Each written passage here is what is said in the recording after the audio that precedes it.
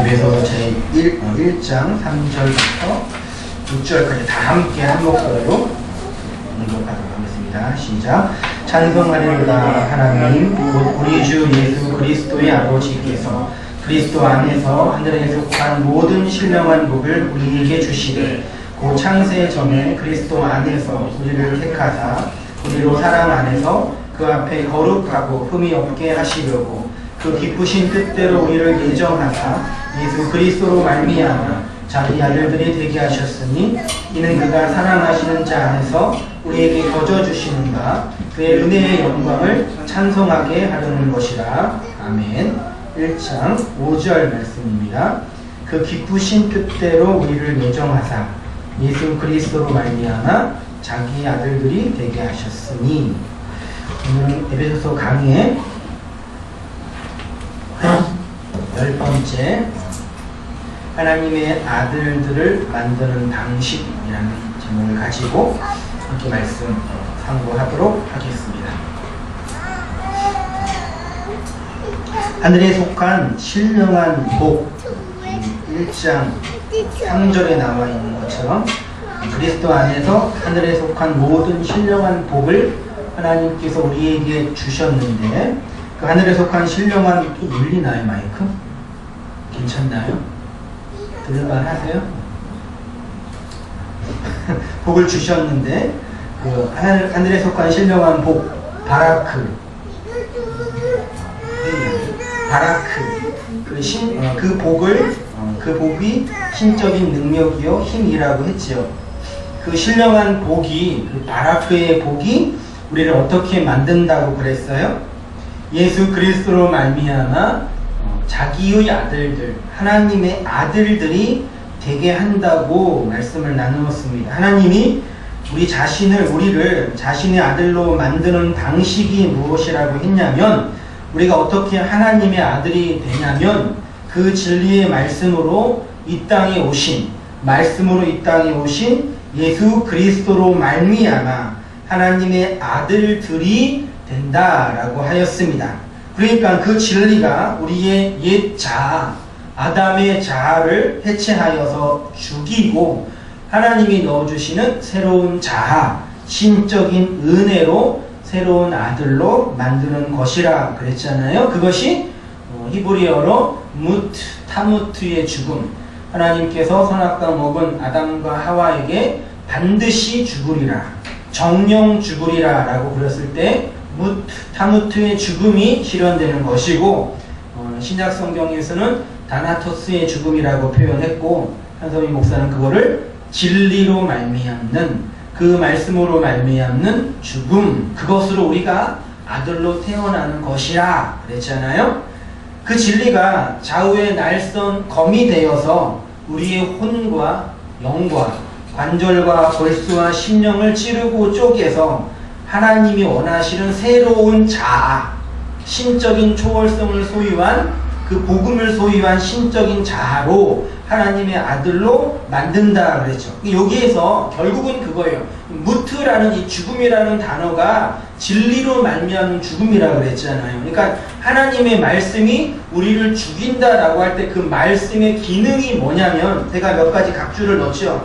히브리서 4장 11절의 말씀, 계시록 1장 16절의 말씀, 계시록 19장 15절의 말씀, 예레미야 23장 29절의 말씀들이 있는데 제가 몇 가지 읽어볼게요. 히브리서 4장 14절에 하나님의 말씀은 살아있고 활력이 있어서 좌우의 날선 어떠한 뭐보다 검이에요. 하나님의 말씀이 검, 칼이래요. 칼과 검이 하는 기능이 뭐예요? 자르고 쪼개고 찔러서 생명을 죽이는 거잖아요.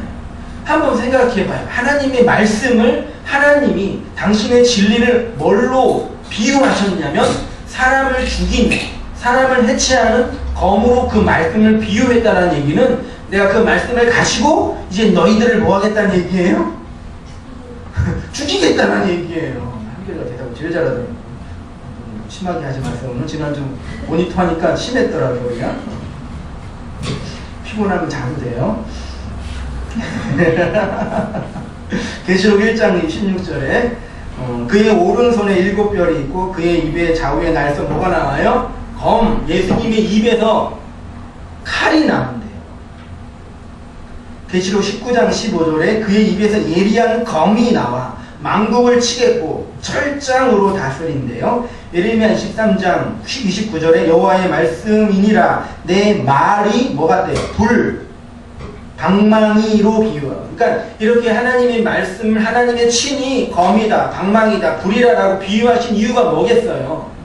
그걸로 내가 내 백성을 죽이겠다는 뜻이에요.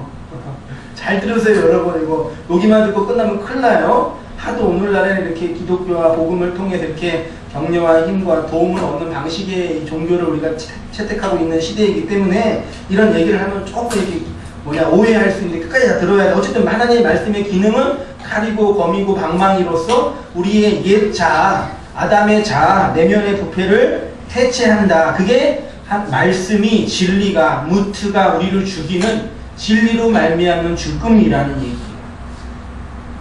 그걸 내가 이제 지난 시간까지 진리로 말미암아 죽는 예수 그리스도로 말미암아 아들이 되는 하나님 백성들의 존재 양식을 몇 가지 예로 설명을 했는데, 아브라함과 이삭의 모리아산 사건, 그리고 야곱의 약복 강가에서 환도뼈가 위골되는 사건을 통해서 이삭이라는 언약의 씨, 그 제라가 아브라함, 성도, 하나님의 백성을 죽이는, 예수 그리스도로 상징되는 그 이삭이 하나님의 백성을 죽이는 사건이라고 설명을 드렸고, 야곱의 환도뼈, 그게 남자의 씨를 담지한 그 생명의 그릇이에요. 그것을 쳐서 야곱을 죽이고 누구로 만들었어요?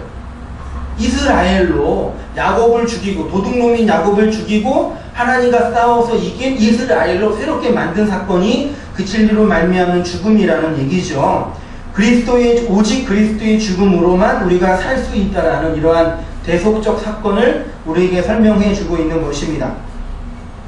그러한 이야기가 계시록 20장 4절에 계시록의 그 결론으로 이렇게 말하고 있잖아요. 계시록 20장 4절 보세요. 각주 밑에 있습니다. 또 내가 보좌들을 보니 거기에 앉은 자들이 있어 심판하는 권세를 받았더라. 또 내가 보니 예수를 증언함과 하나님의 말씀 때문에 뭐를 당한? 목배임을 당한 영혼들이 1000년 동안 왕노릇한다 그랬잖아요. 이렇게 천국은 그 말씀과 그 진리에 의해서 목배임을 당한 자들만 들어가는 곳이에요. 한마디로 천국은 순교자만 가는 곳이에요. 그 순교자는 그냥 복음과 하나님의 나라를 위해서 해외에서 복음을 전하다가 물리적으로 죽어가는 사람들을 의미하는 것이 아니라, 하나님의 말씀으로 자신의 옛 자아, 아담의 자아가 죽어서 새로운 자아로 회복된 그 자들만 천국에 들어간다라고 표현을 한 거예요. 이렇게 제가 설명했네요. 나의 주체성과 독립성이 하나님의 말씀에 의해서 잘려지고, 이제 예수라는 그 구원자에 의해서 내 존재가 차압당하는 성도의 구원의 현실을 설명하는 것입니다. 이렇게 성도는 이 역사 속에서 그 복음의 말씀, 그 진리의 은혜로 말미암아 나의 주체성과 독립성을 빼앗겨서 하나님만 의지하고 하나님만 의존하는 자가 돼요.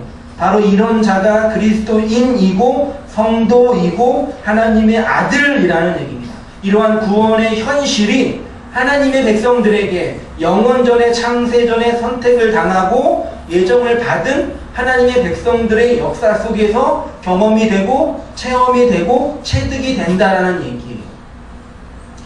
제 말씀을 이제 묵상하고 이렇게 정리하면서 두 가지 한국교회 안에 있는 구원론에 대해서 좀 설명을 해보았는데, 소위 구원의 커트라인과 구원의 확신이라는 것이 우리가 알고 있는 흔히 구원의 교리잖아요. 이렇게 한번 질문을 드리면 여러분 답할 수 있겠죠? 구원의 확신이 있어야지만 천국 가나요? 아니요. 조용히 하세요. 구원의 확신이 있어야지만 천국 가나요? 분위기가 애매하는데 어떻게 할지 모르겠는데, 아니면 그럼 구원의 확신이 없어도 천국 갈 수 있나요? 제가 성경을 이렇게 아무리 살펴보고 교리책을 봐도 구원의 확신과 천국은 그렇게 상관관계가 아니에요.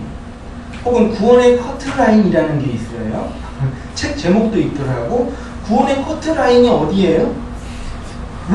여기에요, 저기에요? 말씀을 50%만 순종하면 구원받을 수 있어요? 아니면 90%만? 아니면 다 지켜야죠? 이렇게 구원의 확신이라는 교리, 구원의 커트라인이라는 이야기를 많이 하는 이유가 뭐냐면 그 심리 속에 뭐가 있냐면 이런 게 있어요. 나는 구원받고 싶어요. 맞죠? 막말로 천국 가고 싶어요? 지옥 가고 싶어요? 그러면 사람 대부분 다, 아니 거의 다 천국 가고 싶다 그러지 지옥 가기 싫다 그래요. 전도하다가 당신 예수님 안 믿으면 지옥 가요. 그럼 화를 내요. 당신이 뭔데 나한테 뭐라 그러냐고. 예수님 안 믿는 사람들은 천국과 지옥을 안 믿거든요. 그쵸? 안 믿으니까 내가 그분한테 당신 예수님 안 믿으면 지옥 가요. 그러면 그 말은 거짓이에요, 참이에요. 그분한테는 거짓이에요. 쓸데없는 얘기, 넌센스고 정말 뭐가 짖는 것처럼 들릴 거 아니에요. 어차피 지옥이 없으니까. 그럼 기분 나쁠 것도 없는데 기분이 나쁜 거. 왜? 그게 인간의 본성적으로 천국과 지옥이 있는 걸 알기 때문에. 천국에는 다 가고 싶어요. 좋은 데 가고 싶어요. 얻고 싶어요. 근데 내 역사 속 실존을 보면은 천국 갈 만한 존재예요? 내가 날 보면 천국 갈 만한 이 몸이에요? 그러게요? 아니잖아요. 그러니까 여기에서 인간의 딜레마를 겪는 거야. 그래서 우리가 구원의 확신이라는 게 있으면 열심히 기도하고 체험을 하거나 열심히 봉사를 하거나 헌금을 내거나 이것저것 교회 일들을 노력해서 어떤 수준에 도달하게 되면은 이 정도만 되면은 구원 확신이 있겠지. 그래서 새신자 교리 같은 거 나도 복격제를 많이 해봤는데 뭐 예수 그리스도는 당신의 구원자입니다. 하나님은 당신을 사랑하십니다. 하다면 나중에 구원의 확신이 있어요. 당신은 구원받은 것을 확신하시면 됩니다. CCC 교제나 내비게이터 교제의 기본적인 라인이거든요. 제가 청년 때는 뭐 그게 하나님의 말씀인 줄 알고 믿었었는데 시간이 지나고 성경을 공부하다 보니까 좀 이렇게 좀 오류가 있는 것 같아요. 물론 우리가 구원의 어떤 복음을 알고 그 복음이 주는 어떤 확신이 있는데 그것이 제 말은 그거예요. 내가 구원의 확신이 있으면 구원받는다. 이것도 위험하고 구원의 확신이 없다고 구원받지 못한다. 이것도 아니에요. 구원이라는 거는 그렇게 우리의 경험, 우리의 어떠한 위치, 우리의 어떠한 책임에 의해서 결정되고 설명되는 게 아니라는 거를 말씀드리고 싶어서 이 얘기를 하는 거예요. 구원의 확신이 필요 없다, 구원의 커트라인이 없다, 그 얘기가 아니라 구원이라는 것은 우리가 경험하고 우리가 소유하고 우리가 체득하고 우리가 가지고 있는 그 무엇이 아니라 그 뭐예요? 하나님이 우리에게 주시는 초월적인 은혜라는 얘기예요. 그러니까 하나님의 말씀을 따라 살기는 어렵고 그 뜻에 순종하기는 부담스러우니까 구원을 받고 싶으니까 그 하나님께 잘 보여야 되니까 하나님이 원하는 걸 하나하나 행하면서 어떻게든 구원받고 싶은 그런 위치가 그런 심리적 고백이 있지 않냐라는 생각이 듭니다. 제가 이렇게 한번 읽어볼게요. 보폭과 같은 하나님 그렇게 썼어요. 그런데 그 하나님이 천지의 창조주이고 천국과 지옥을 만들어서 인간을 겁주고 내 말 안 들으면 다 지옥에 던질 거야 까불지 마 그러는 것처럼 다가오는 거예요. 그럼 위협이 무서우니까 말을 듣는 척 해주는 거지요. 왜 믿어야 합니까? 그런 족보가 같은 하나님을 우리가 왜 믿어야 되냐라는 얘기죠. 그러니까 내 인생에 고통이 오거나 좌절이 오거나 아프거나 내가 받아들일 수 없는 일상이 닥치면 가장 먼저 하는 것이 뭐예요? 하나님을 원망하게 되는 거예요. 내가 그동안 섭섭지 않게 당신에게 해드렸는데 왜 내 인생에 내 인생을 이렇게 힘들게 만드는 것이? 라고 묻는 거잖아요. 한번 이렇게 질문을 여러분에게 드려볼게요. 여러분은 하나님을 왜 믿으십니까? 족보가 같은 하나님이 내 인생, 내 자식, 내 돈, 내 직장, 내 가족, 내 비전, 내 미래 이렇게 나를 규정한 것들을 해코지하지 않도록 하기 위해서 믿어주는 것은 아니지요. 그치요? 정말 그 영혼 속에서 계획하시고 작정되고 예정된 그 하나님의 사랑과 뜻과 계획이 무엇인지 내가 알기 때문에 그 하나님을 믿는 거지요. 그러면 그 사랑, 그 하나님의 그 은혜를 하나님의 말씀을 통해서 그 진리를 통해서 우리가 배워야 한다라는 말씀인 거예요. 기독교 신앙이라는 게 무엇이냐면 이렇게 내 존재의 주체성과 독립성과 나의 왕 되고자 하는 그 아담의 본성을 내려놓고 우리 모든 인간은 신이에요. 우리 모든 인간은 역사의 주체가 되고 싶어 해요. 주인이 되고 싶어 해요. 근데 하나님을 믿는다는 건 뭐냐면 그의 나의 왕됨과 나의 주체성과 신되고자 하는 욕망들을 내려놓고 하나님, 전 하나님 안에 함몰되어질 때가 가장 행복합니다. 난 원래 먼지이고 없음이고 티끌입니다. 아무것도 아닌 존재입니다. 그런 나의 자신의 존재를 인정하고 고백하는 것이 기독교 신앙이라는 얘기입니다. 그런데 이것이 사람의 힘으로 되면 안 돼요. 왜요? 우리는 본성적으로 여러분 몸에다 칼을 찌르면 칼로 찌르면 피가 나면 뭐예요? 피가 나네? 이래요? 칼을 피하잖아요. 고통이 감지되면 도망가는 게 육체의 본성인 것처럼 우리의 영혼도 진리라는 말씀이 우리 안에 들어와서 나를 공격하면 피하고 도망가는 게 인간의 본성이에요. 영적인 본성이에요. 그래서 사람의 힘으로는 그 일을 못해요.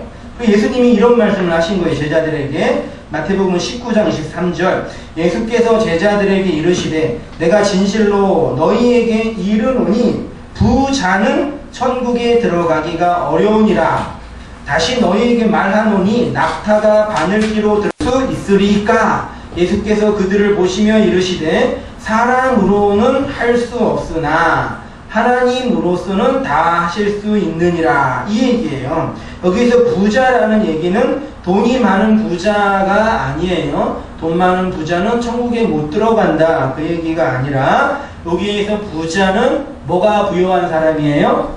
마음이 부요한 사람이에요. 그 진리에 대하여 가난하고 목마른 심령으로 서지 않고 그 진리, 그 말씀, 그 은혜가 내 인생에 그렇게 필요하겠냐라는 얘기죠. 그냥 내가 내 인생에 최선을 다하고 내 나름대로 노력을 해서 그렇게 도덕적으로 착하게 살면 되지, 이런 마음으로 살고 있는 모든 아담 군상들의 삶의 방식을 부자라고 말하는 거죠.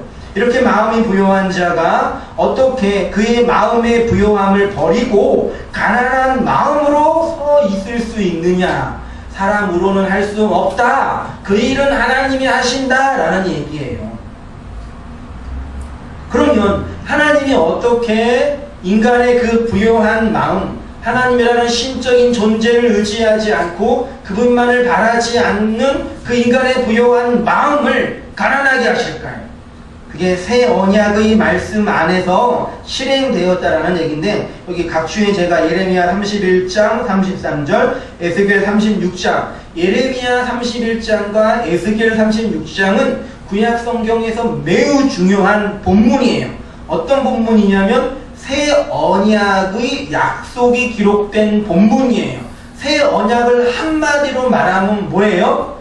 하나님이 말씀을 우리 마음에 폭력적으로 집어넣으신다는 얘기예요. 그게 새 언약이에요. 옛 언약은 말씀을 어디에다 새겼어요? 돌에다 새겼어요. 십계명 돌판은 돌에 새긴 거예요. 그래서 나와 말씀이 주체와 객체가 돼요. 이해되세요? 내가 말씀을 봐서, 저를 보세요. 내가 말씀을 봐서 그 말씀을 지키느냐 안 지키느냐에 의해서 선과 악이 결정돼요. 되게 중요한 말인데 많이 안 나왔어. 내가, 옛 언약은 내가 바깥에 있는 그 돌에 새긴 그 말씀을 지키냐 안 지키냐에 따라서 선인이냐 악이냐 이게 도덕률, 선악과 이게 인과응보예요. 이게 모든 율법이고 모든 종교고 모든 도덕이에요. 내 밖에 진리가 있는 거예요. 이게 옛 언약이에요. 그렇게 주셨어. 인간이 그렇게 밖에 진리가 있으면 지켜요, 못 지켜요? 못 지켜요. 지킨다고 너스레를 떨거나 지키는 척 할 수 있어요. 근데 못 지켜요. 다 지키다가 평생 동안 정말 열심히 하고 다 지켰어. 근데 죽기 직전에 너무 몸이 아프고 힘들어가지고 하나님 어쩌고 못 망했어. 그럼 어떻게 하나님 뭐라 그래요? 하나도 안 지켰다고 말해. 그게 율법이에요. 100개를 다 지키다가 하나 못 지키면 다 못 지킨 거예요. 그런데 새 언약은 뭐냐면 밖에 있는 그 율법 말씀이 내 밖에 있는 게 아니라 어디로 와요? 내 안으로 들어와. 나를 뚫고 들어와서 내 안에 나를 장악하는 게 새 언약이에요. 이제 내가 새 언약, 말을 뭘로 줘? 말은 바깥에 있잖아요. 진리는요. 근데 그게 내 안에 들어오면 뭐가 돼요? 영이 돼야 돼요. 그래서 말이 영이요 진리라고 예수님이 그랬잖아요. 그 말이 내 안으로 들어와 영이 돼서 나를 장악하는 게 새 언약이에요.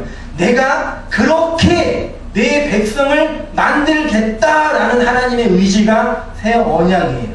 우리가 그렇게 해서 하나님의 자녀, 하나님의 아들들이 된다라는 얘기입니다. 그런 거예요.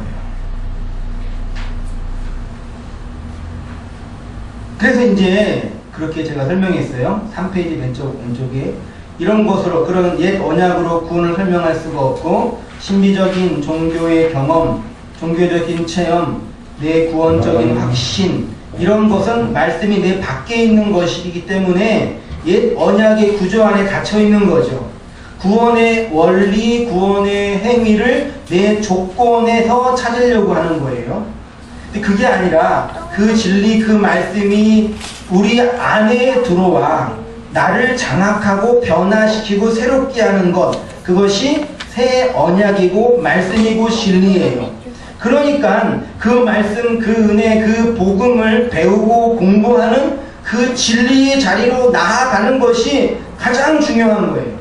그래서 말씀을 바르게 배운다는 것은 무엇이냐면 내 밖에서 그 말씀을 내가 탐구하고 바라보고 지키는 것이 아니라 그 말이 내 안으로 들어와 나를 그 말씀이 강해하는 거죠. 흔히 설교를 말씀을 강해한다, 강론한다 그러죠. 근데 엄밀한 의미에서 말씀을 강해한다, 강론한다는 얘기는 뭐냐면 내가 그 말씀을 보는 것이 아니라 그 말이 나를 보는 것이어야 돼요.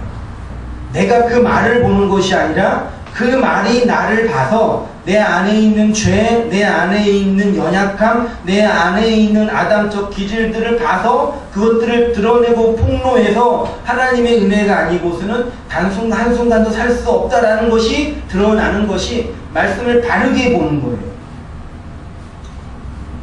그 말씀이 우리 안에 있잖아요. 우리 안에 말이 들어왔잖아요. 그렇죠? 말이 진리와 영으로 들어왔어. 그러면 들어온 말이 어떻게 돼요? 나를 장악하고 변화시키죠. 그럼 내 안에 말이 가득해. 그럼 어떻게 돼요? 네? 터져요. 그게 기도예요.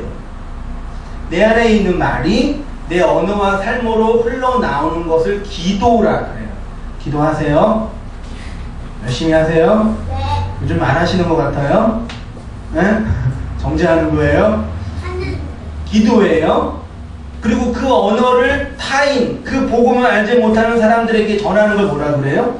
그걸 전도라 그러는 거예요. 그러니까 기도와 전도는 그 말이 나를 장악하고 장악하고 새롭게 해서 그 말이 나오는 거예요. 내가 하나님께 가는 게 기도고 그 말이 타인에게 가는 게 전도예요. 전도하고 계세요? 네. 뭐 가만히 있으라고요. 너무 담대하죠? 전도하고 계세요? 네. 기도하고 계세요? 제자를 할 때 뭐 기도 15분 했냐, 30분 했냐 그러는데 그건 극복해야 되겠죠. 기도하고 전도하는 우리 개척교회니까 열심히 전도해야 돼요. 우리 노예 가는 우리 목사님 교회 가서 그것도 늦게 왔거든요. 인사드리고 교회가 크더라고요. 부럽더라. 아니, 전도 열심히 해야 돼요. 아무튼 뭐 그렇습니다. 제가 힘든 게 그거예요. 근데 사람들이 왜 전도와 기도하기가 힘드냐? 왜 힘들까요? 그 스킬, 그 기술, 말 못하는 것 때문에 기도가 안 돼요? 내 안에, 내 밖에 있는 진리가 내 안으로 들어와 내 안에 있는 죄와 악들을 폭로시키잖아요. 나 죄인, 너 아무것도 아닌 자, 너 먼지, 요거잖아요. 근데 그것들을 받아들이고 수긍하는 게 쉬워요, 어려워요? 인간으로는 불가능해요. 내 내면과 제압을 항상 폭로시킨다는 말이에요. 그게 말씀을 담지한 자의 1차적인 반응이에요. 그게 고난이잖아요. 그게 그 작업이 안에 없으니까 기도가 안 나와요. 물론 우리 인생에 힘든 일이 있었을 때 어떤 구체적인 문제, 뭐 사업이 안 되거나 결혼을 해야 돼요. 큰 문제가 있었을 때는 그 문제 때문에 기도를 해요. 근데 그런 기도는 이런 기도와 다른 거예요. 그런 류의 기도는 모든 종교에 다 있어요. 그런 기도 하지 말라는 얘기가 아니고 또 필요해요. 그런 기도는 모든 종교에 다 있어요. 어디든지 다 있다고요. 근데 기독교에 있는 기도는 그 기도만 있는 것이 아니라 내 안에 그 진리가 내 안에 있는 아담의 죄악들을 폭로시켜서 그 언어로 하나님께 나아가는 그 기도, 그게 정말 하나님이 받으시는 기도고, 내 안에 그 진리와 말씀이 나를 장악해 변화시켜가지고 타인을 보니까 안 되겠어. 그렇게 있으면 죽어. 그 사람이 그 진리를 나누는 것이 전도라는 얘기죠. 그건 나도 힘들어요.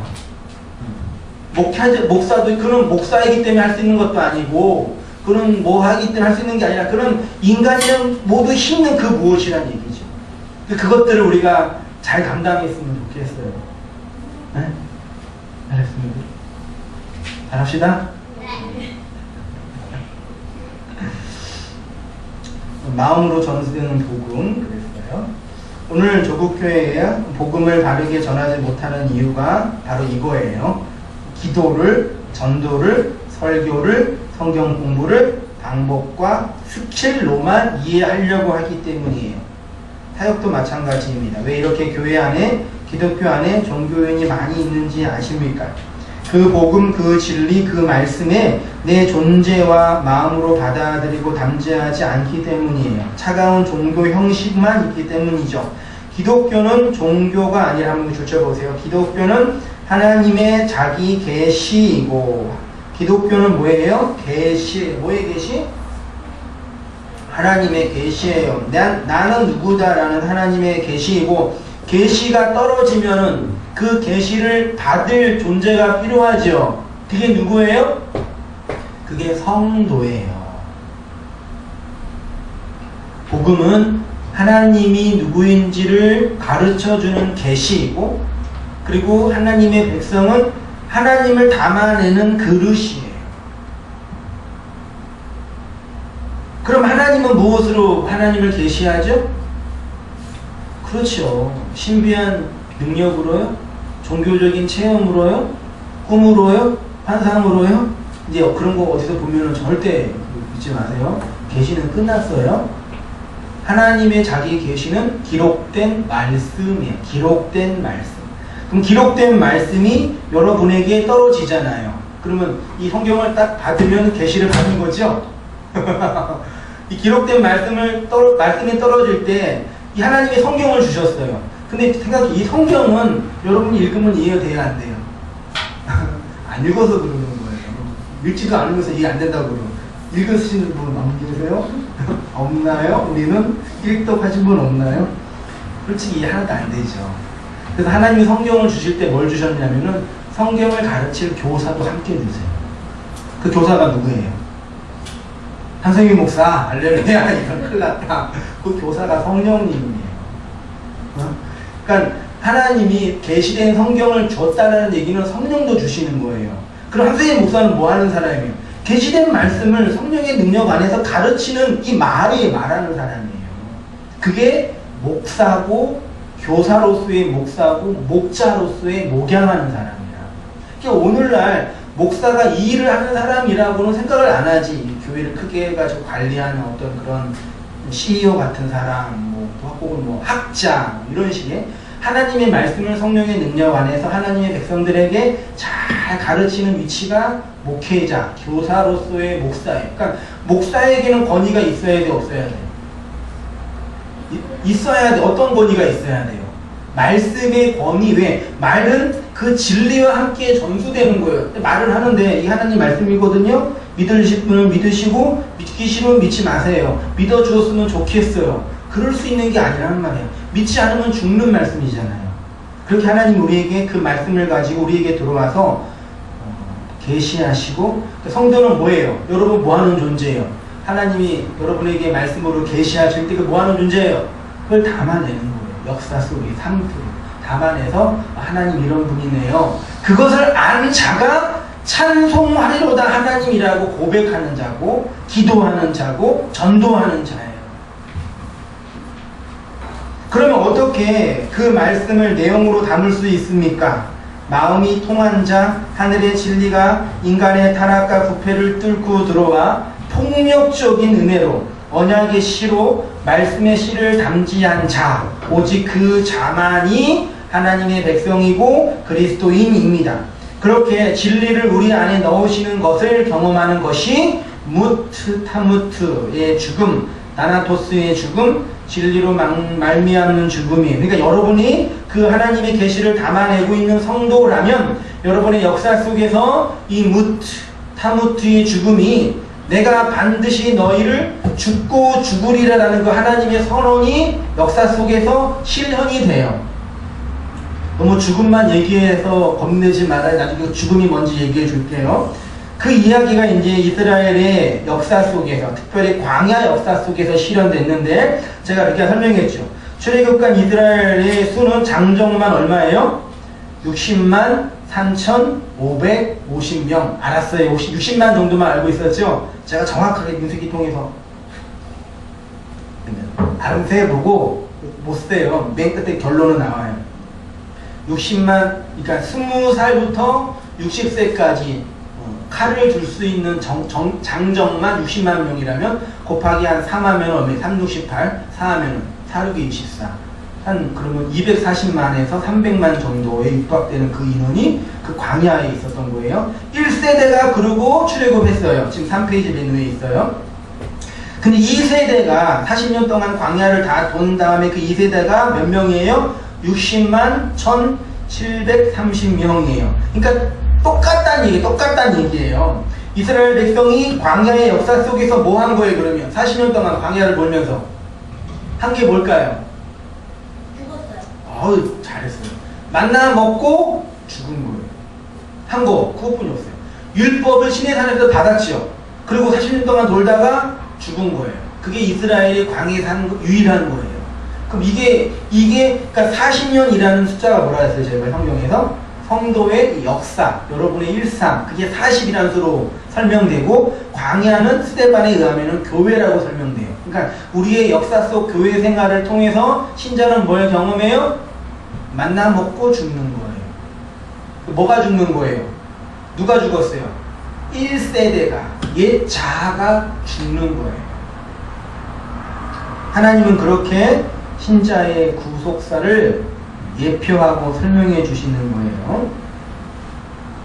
이 40년이라는 광야 역사, 성경에서 40은 성도의 이 세상의 역사와 일상을 상징합니다.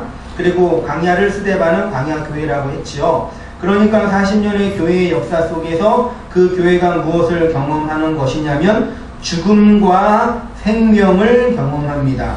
옛 자아는 죽고 2세대, 새 자아는 살아나죠. 옛 자아 1세대는 광야에서 죽고 2세대 새 자아는 다시 살아나죠. 그리고 새 자아가 누구와 함께 가나안 땅으로 들어갔어요? 여호수아는 누구예요? 예수예요. 예수. 헬라 히브리어로 그 예수예요. 그게 호세아, 여호수아 다 예수와 다 예수. 그러니까 새롭게 모세를 통해서 1세대가 구원받고 광야 역사를 통해서 만나먹고 죽은 그들의 옛 자아가 죽어서 새로운 자아가 탄생해. 또 예수님을 통해서 요단강을 가르고 가나안 땅에 입성하는 것. 이 천국 하나님 나라를 역사 속에서 설명해내고 계시는 거란 말이에요. 그 역사가 우리의 삶 속에서 그대로 실현돼요.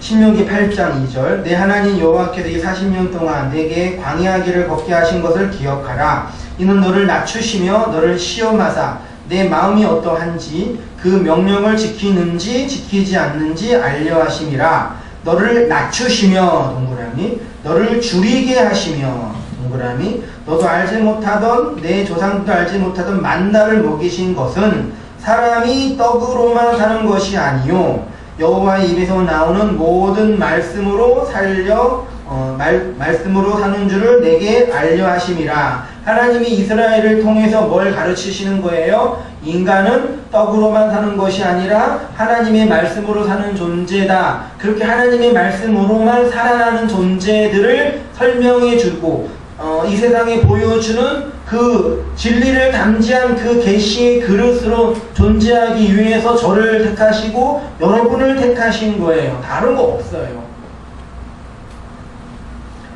이들의 역사를 한마디로 말하면 무엇이냐? 선악과 먹고 그를 죽여 생명나무 먹여 살려내는 거예요.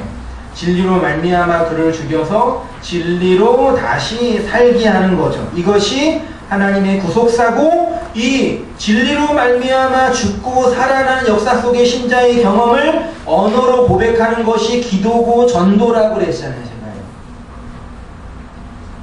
이러한 타무트의 죽음을 사도 바울은 다나토스의 죽음이라고 설명을 했는데, 결국 이 죽음은 신자가 자신의 역사 속에서 진리로 자신의 존재의 주체성을 하나님께 다 빼앗겨서 함몰해 가는 것을 의미해요. 이 다나토스의 죽음이라는 것은 뭐냐면, 제가 줄을 쳤죠. 제가 줄을 친 거는 매우 중요한 거를 줄친 거예요. 이것만은 기억해 줬으면 좋겠다라는 얘기예요. 예수 그리스도의 죽음 속에 하나님의 죽음과 인간의 죽음이 함께 있어요. 예수님께서 십자가에서 죽으신 그 역사 속 구속사에 완성된 그 죽음의 사건은 그냥 나를 위해 죽은 내 밖의 희생제사가 아니라 그게 살인하지 말라예요. 희생제사는 내 밖에서 드리는 제사잖아. 그거 가지고는 안 된다는 얘기예요. 그게 살인이에요. 우리 산상순에서 공부하시는 분들은 아실 거예요. 그거 아니라 그 예수의 죽음이 희생제사가 아니라 너와 나와 하나님을 묶어서 함께 죽는 사건이 예수 죽음의 사건이에요. 하나님이신 그 절대자가 피조물인 인간을 구원하기 위해서 신의 죽음으로 인간을 살려낸 것이에요. 그 하나님의 죽음을 진리와 사랑으로 수납한 자들이 성도이며 교회란 얘기죠. 그러니까 이 교회가 이제 자신의 역사 속에서 그 아담적인 죽음을 실제로 경험하는 거예요. 이것이 바로 신랑이신 예수 그리스도의 죽음을 통해서 신부를 만들어내는 구원의 메커니즘입니다. 한번 줄쳐보세요. 구원의 이야기입니다. 신랑이신 예수님의 죽음을 통해서 신부인 여러분이, 교회가, 온당교회가, 하나님의 백성들이 만들어지는 방식이에요. 하나님의 구속사를 설명하는 내용이죠. 하나님의 죽음이란 하나님이 피조물 속으로 관입되어서 그 피조물과 연합되어 그 피조물과 함께 죽는 거예요.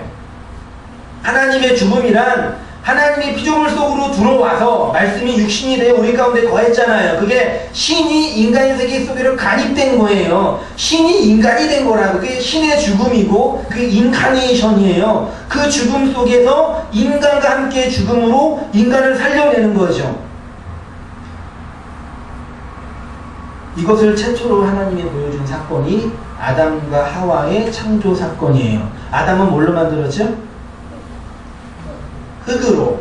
흙으로 진흙으로 아담을 이렇게 빚으셔서 그 코에 하고 네페시 생기를 불어 넣으셔서 살아있는 생명이 되게. 그게 아담은 흙으로 만들었죠. 여자는 뭘로 만들었어요? 하와는 아담의 갈비뼈로 여자를 만들고, 여자가 더 세요. 그러니까 남자보다. 남자는 흙이고 여자는 뼈예요. 농담입니다.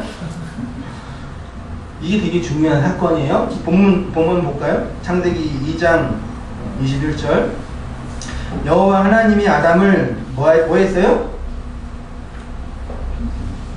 깊이 잠들게 하시니, 구약 성경에서 잠자다, 이거는 죽다예요. 죽음을 메타포하고 있어요. 그래서 열왕기서를 읽으면은 왕들이 잠자게 되었다, 잠잔다 그렇게 표현해요. 그러니까 아담을 재운다는 얘기는 아담을 죽인 거예요. 죽인다면 뭐 했어요? 갈빗대 하나를 취해서 그 갈빗대로 하와를 만들었죠. 22절에 여호와 하나님이 아담에게 취하신 그 갈빗대로 여자를 만드시고 그를 아담에게 이끌어 오시니 아담이 이르되 이는 내 뼈 중에 뼈요 살 중에 살이라 이것을 남자에게서 취하였은즉 여자라 부르리라. 이러므로 남자가 부모를 떠나 예수님이 우리의 남자 신랑이시죠. 예수님이 하나님의 품 하늘의 영광을 떠나서 그의 아내 교회 여러분들과 하나 되기 위해서 이 땅에 왔잖아요. 솔직히 이 본문은 우리 결혼 생활과 전혀 안 맞죠. 남자가 부모를 떠나요? 원래 떠나 있었죠. 남자가 부모를, 이건 히브리인들의 결혼 풍습이긴 하지만 나중에 뭐 기회 되면 얘기하고, 하나님이신 예수가 그 부모 하나님의 품을 떠나서 이 땅에 온 사건이에요. 왜 오셨어요? 여러분이랑 결혼하려고. 그래서 장가 오신 거예요. 그래서 그 결혼을 해가지고 아들을 낳는 자가 구원 얻는 자라고 그때 얘기했잖아요. 제가 기억나죠? 그걸 담고 있는 거예요. 둘이 한 몸을 이룰지니라. 연합이죠. 아담과 그의 아내가 벌거벗었으나 부끄러워하지 않아요. 참된 연합이 이루어진 거죠. 그게 뭐예요? 그게 결혼이에요. 그럼 이혼은 뭐예요?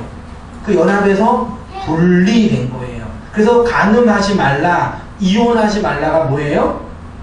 너 주님의 신부잖아. 결혼 생활 잘 해라 이 얘기예요. 이해돼요? 네. 되시죠? 구약 성경에서 한번 읽어볼게요. 잠이라는 것은 제가 설명했던 건데 이렇게 넘어가겠습니다. 예수의 죽음으로 아담의 잠을 통해서 아담의 갈비뼈에서 하와가 나온 것처럼 예수 그리스도의 십자가를 통해서 그의 옆구리가 찔리고 물과 피가 나왔죠. 물과 피는 여인이 생명을 출산할 때 나오는 게 물과 피예요. 예수님의 옆구리에서 물과 피가 나왔다는 얘기는 예수님의 죽음으로 말미암아 누가 탄생됐다는 얘기예요? 예수님의 죽음으로 말미암아 누가 나왔다는 얘기예요? 하나님의 아들들, 여러분들, 예수의 아들들, 교회, 신부, 십자가에서 예수가 죽어서 그의 허리가 아담의 갈비를 취해서 하와를 만든 것처럼 그의 허리가 뚫려서 물과 피가 나와서 교회를 만드시는 사건이다. 이렇게 예수 그리스도로 말미암아 하나님의 아들들이 된 구원의 사건을 설명해 주고 있는 것입니다. 이렇게 예수 그리스도의 죽음으로 하나님의 아들들인 교회는 중요해요. 이렇게 예수님의 죽음으로 탄생된 교회는 예수 그리스도의 죽음을 자신의 존재와 역사 속에서 그대로 경험하게 돼요. 뭐라고요? 예수 그리스도의 죽음으로 말미암아 탄생된 교회는 그 그리스도의 죽음을 역사 속에서 그대로 체험하게 돼요. 고전 15장 31절 형제들아 내가 그리스도 예수 우리 주 안에 가진 바 너희에게 대한 나의 자랑을 두고 단론하노니 나는 날마다 뭐한대요? 날마다 바울이 죽는데요. 이 죽는다라는 게 무슨 뜻일까요? 이렇게 이해하지 않았어요? 힘들게 선교 활동하면서 너무 힘드니까 고생스러우니까 그것을 죽음으로 설명하는 것처럼 느꼈어요. 저는요. 갈라디아서 6장 17절 이후로는 누구든지 나를 괴롭게 하지 말라. 내가 내 몸에 뭘 가졌대요? 예수의 흔적을 가졌대요. 고린도후서 12장 7절 여러 계시를 받은 것이 지극히 크므로 너무 자만하지 않게 하시려고 내 육체에 뭘 있대요? 가시 곧 사탄의 사자를 주셨대요. 고전 4장 9절 내가 생각하건대 하나님이 사도인 우리를 뭐하기로? 죽이기로 작정된 자 같이 끄트머리에 두셨음에 우리는 세계 곧 천사와 사람들에게 뭐가 됐대요? 구경거리가 됐대요. 이 사도 바울의 죽음의 경험은 그가 복음 전도 때문에 아주 헌신적인 열정적인 전도 사역 때문에 당한 고난이 아니라 모든 하나님의 백성이 자신의 역사 속에서 실제화되는 신자의 삶의 내용이고 구원의 내용이에요. 제가 이 말씀 사역을 하다가 이런 분들이 있어요. 너무 많이 은혜 받고 소위 막 기독교에 미친다든지 너무 많이 이렇게 은혜를 받으면 나중에 하나님이 나를 아프리카로 보낸다든지 막 과도한 헌금을 막 요구한다든지 막 내 인생 다 바치라고 할 거 이런 두려움 때문에 헌신을 잘 못하는 그런 분들을 많이 봤거든요. 이런 사도 바울의 영웅적인 그런 선교 이야기 때문에 이런 거는 사도 바울처럼 헌신한 그런 선교사만 하는 거지. 여러분 평신도처럼 이 직장 다니기 힘들게 살는데 여러분 우리는 하는 거 아니에요. 아니란 얘기예요. 그렇게 이해하면 안 돼요. 이 이야기는 성경은 누구한테 준 책이에요? 아빠한테 준 책이에요. 교회에게 준 책이에요. 하나님 백성에게 준 책이에요. 성도에게 여러분에게 준 책이 성경이에요. 네. 누구 본받으라 그게 아니라 여러분에게 준 하나님의 말씀이라며요. 그게 우리나라 삶 속에 반복 있어야 된다는 얘기예요. 하나님의 백성이 이 땅에서 존재하는 양식은 하나님의 말씀과 그 진리와 차압당한 노예로 끌려가는 자로 있게 됩니다. 하나님께서 그의 백성을 세상에 어떻게 세우신다고 하십니까? 자 봐라. 하나님 믿으면 이렇게 세상에서 떵떵거리고 성공하고 번영하고 원하는 거 다 되고 기도도 응답해주고 좋지 괜찮어 행복해 너도 믿어봐. 그래서 우리가 전도를 못하는 거잖아요. 그거 아니에요. 예수님을 믿어가 아니라 그렇게 말할 수 있는 게 아니라 사도 바울은 날마다 죽는다라고 표현한 것이 뭐냐면 이 죽음은 곧 자기 부인, 자기 깨어짐의 경험이에요. 내 존재가 하나님에 의해서 삭제당하고 부정당한다는 말씀이에요. 그것을 자신의 몸에 예수의 흔적을 가졌다라고 고백한 거예요. 그 예수의 흔적은 뭐냐? 예수님의 포로로 평생 예수에게 끌려가는 존재로 예수의 노예로 하나님이 만드신다는 얘기예요. 누구를요? 한성민 목사를요? 여러분을요. 그래요. 사도 바울은 이제 그 군인들이 전장에 나가서 노예를 탈취하고 오잖아요. 그때 개선문에서 노예를 끌고 올 때 옆구리를 푹 찔러가지고 연결시키는 거예요. 그 끌고 오면은 누가 영광스럽게 돼요?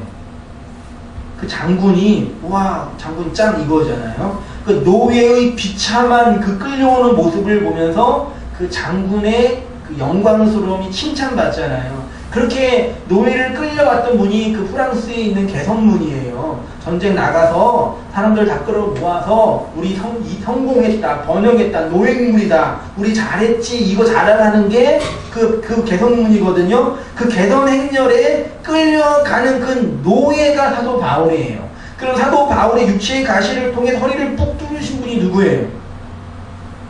예수! 그 예수가 사도 바울을 노예로 만들어서 자 봤지? 이게 나야.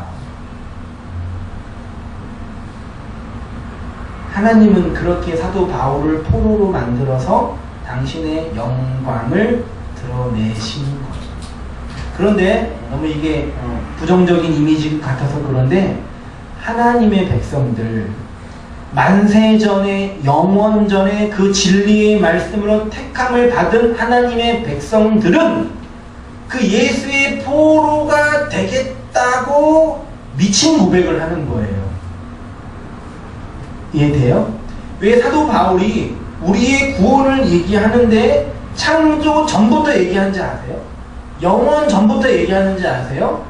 우리가 지금 경험하는 이 구원은 우리의 의지와 욕망으로 될 게 아니란 말이에요. 맞잖아요. 내가 예수께 끌려가서 새꼬챙이에 찔려가지고 질질질 내 욕망과 자아와 꿈은 다 좌절당하고 그 예수에 의해 함몰에 가는데 인간의 욕망 그거 싫어해요. 거부한단 말이에요. 그래서 하나님이 만세전에 영원전에 택함을 받은 그 자들만 그 그 복음을 듣는다라는 얘기예요.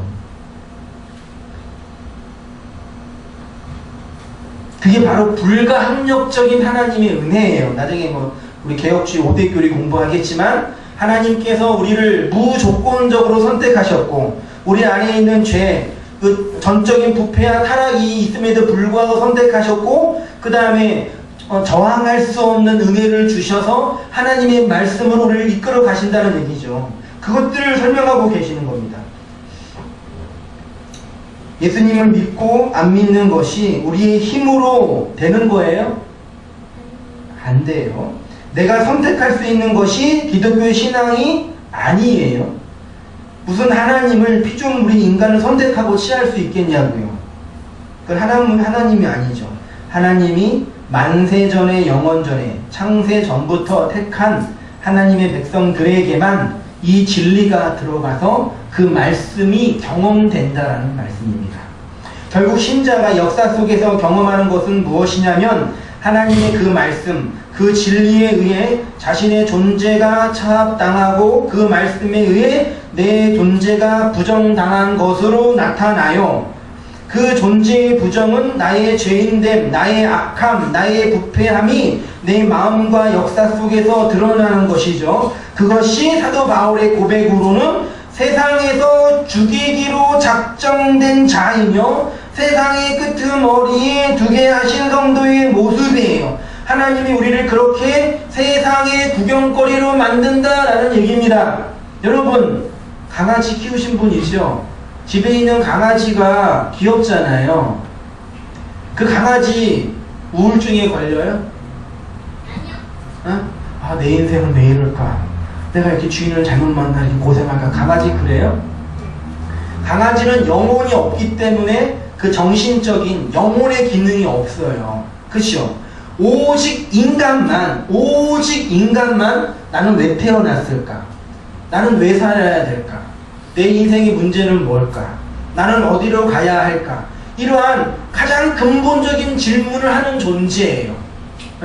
그 질문 앞에서 예수가 나를 구원하시고 예수가 나를 모든 진리 가운데로 인도하셨다는 그 진리를 경험한 자가 이 세상을 향하여 그 예수가 나를 포로로 잡아서 나는 그 진리와 은혜를 끌려가고 있다라고 말하게 되는 거예요. 세상의 모든 사람들은 자신의 육체의 욕망과 육체의 번영과 꿈과 자신이 하고 싶은 것들을 이루는 것에 정신이 다 팔려 있잖아요. 내일은 뭐 먹을까? 앞으로는 뭐 살까? 인생이 앞으로 돈을 어떻게 벌고 차는 뭐 살고 결혼은 언제 하고 인생의 모든 계획은 다 있는데 영혼의 계획은 없어요. 영원의 계획은 없어요. 그런데 하나님의 백성들, 만세전에 영원전에 택함받은 그 하나님 백성들에게는 진리가 들어와서 그 영혼의 문제에 대한 감각이 생기는 거예요. 누군가는 그 인생 속에서 그거 가지고 고민하고 아파하고 찾고 구하면서 그 진리를 따라 살아가게 돼요. 그게 하나님 백성이라고, 그게 교회라고요.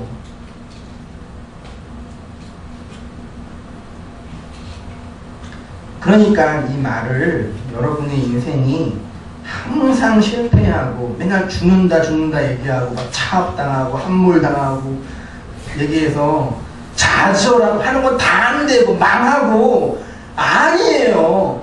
성공하고 번영하고 돈 많은 거고 돈 안 버는 건 하나님과 이렇게 말하면 오해의 소지가 지금 상관이 없어요. 오해의 소지가 있지만 상관이 없다고요. 돈 많이 벌고 싶어요? 열심히 일해요. 재테크 열심히 하고 증권 투자하지 말고 저축 잘하고 건강하고 싶으세요? 밥 제때 먹고 잠 잘 자고 적당히 운동하고 기름기 음식 먹지 말고 오해의 소지가 있다고 내가 분명히 얘기했어요.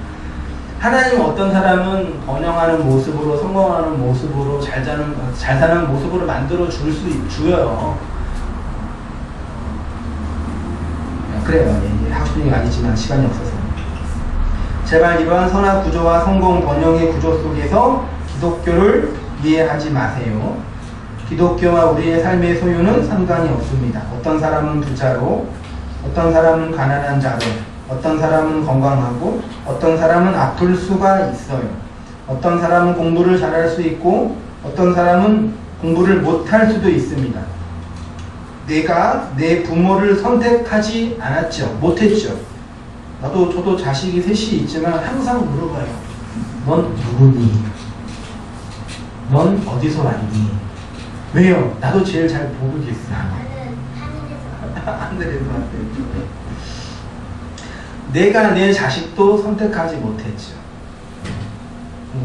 우리가 우리 인생의 주체를 가지고 선택해낼 수 있는 게 뭐가 있어요? 지극히 제한된 자유의지뿐이 없어요.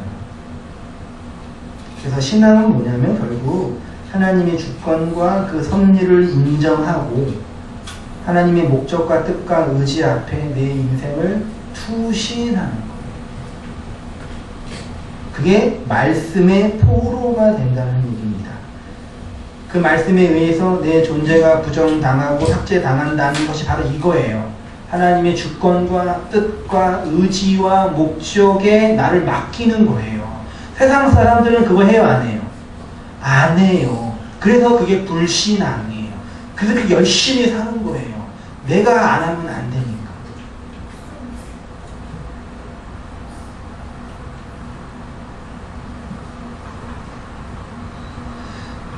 세상과 다른 성도의 삶, 세상 모든 사람들은 자신의 꿈, 자신의 미래에 되고 싶은 자아, 내 소원과 바램, 그것도 아니면 육체적, 정신적인 보상, 이런 것들을 힘삼아, 에너지원으로 삼아 살고 있지요. 하나님의 백성은 그렇게 못 산다는 것이에요. 하나님의 백성은 내 모든 욕망과 소원과 꿈과 미래를 하나님의 말씀에 의해서 다 차압당하여 그 말씀에 버리는 거예요. 그 옛날 말에 여자 팔자는 무슨 팔자? 팔자. 뒤움박 팔자라는 얘기 있잖아요. 한 여인이 있어요. 대학 교수가 되겠다, 사업가가 되겠다, 화려한 캐리어 우먼이 되겠다, 그런 비전과 꿈을 가지고 열심히 공부하고 대학원 내에도 들어가서 학위도 땄어요. 결혼을 했는데 전도사랑 결혼했어요. 어떻게 돼요? 에? 자신의 인생의 존재가 그 남편에게 차압당하는 거예요. 못해요. 이해돼요? 성도가 그렇다고요. 그래서 그 남편만 의지하는 존재로 살게 되는 거예요. 이런 사람들을 세상이 볼 때 어떻게 보겠어요? 에휴, 남편 잘못 만나서 생고생하는 사람. 그렇거든요. 아주 이상한 사람으로 보입니다. 자기들과는 다른 방식으로, 다른 원리로 살고 있는 것처럼 보이죠.